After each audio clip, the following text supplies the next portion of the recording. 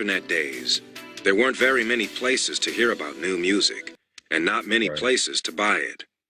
All of NWA's publicity was great, but that didn't matter if you couldn't actually consume their songs.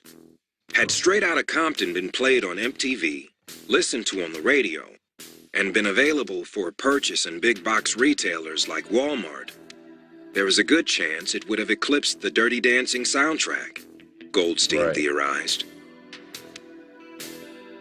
That's what they Something in my heart. Ruthless Records wasn't just a vehicle for Eazy-E and NWA.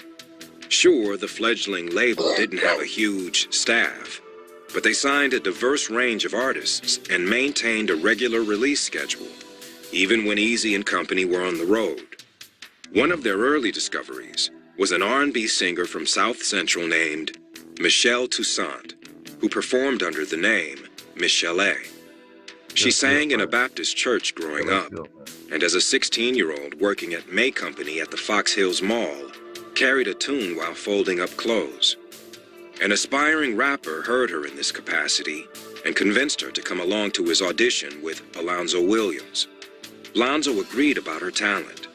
Her big break came in 1987 when world-class Wrecking Crew's regular female vocalist, Mona Lisa, the one who told Dre, Yella, and the others that she wasn't ready to be their lover, wasn't available to record their song, Turn Off the Lights.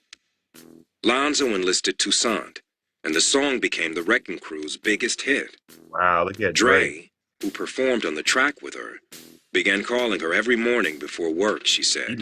And in late 1987, they began dating.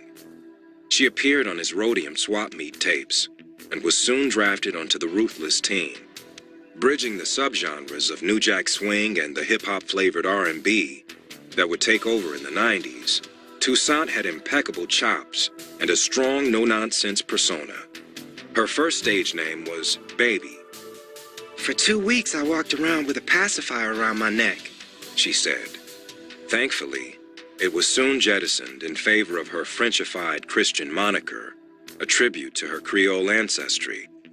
Michel'le is today thought of as a precursor to Mary J. Blige or Beyonce.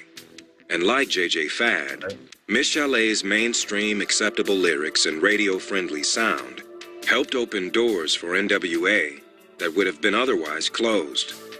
The two acts fed off each other, with Dre and Yella co-producing her 1989 debut, Michel'le, and Dre appearing on her single, Nicety. Both the album and its first single, No More Lies, went gold. "Dre didn't know how to do R&B, and I didn't know how to rap, so we kind of fused it," she said. She gives him credit for pushing her during Demand. You know, I want to make a correction, guys. This is actually not Michel'le right here. This is actually Dr. Dre's mom in this picture right here. That's his mom. He was, you know, younger. So this is a correction. This is not Michel'le. This is actually Dr. Dre's mom in this picture. She kind of favors her a little bit, though. Studio sessions. Recording her hit song, Something in My Heart, was particularly traumatic. He didn't like what she'd initially brought to the session and began berating her, she said.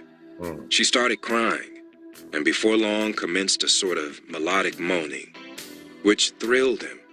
She went on, as it came from a place of genuine emotion.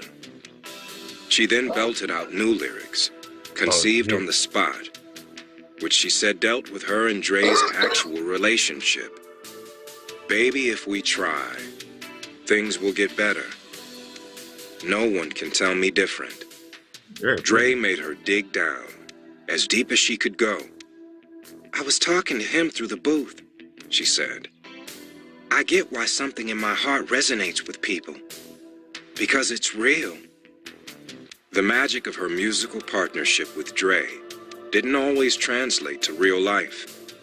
He began seeing J.J. Fad's MCJB. "I busted them in the bed together," Michel'le said.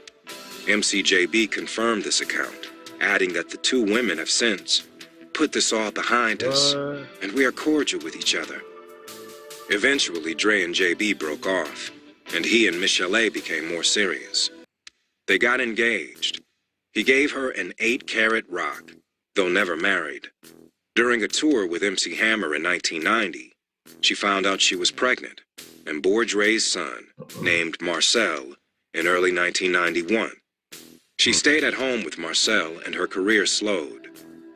Dre didn't want to see Marcel, and he didn't want to support him on the right level.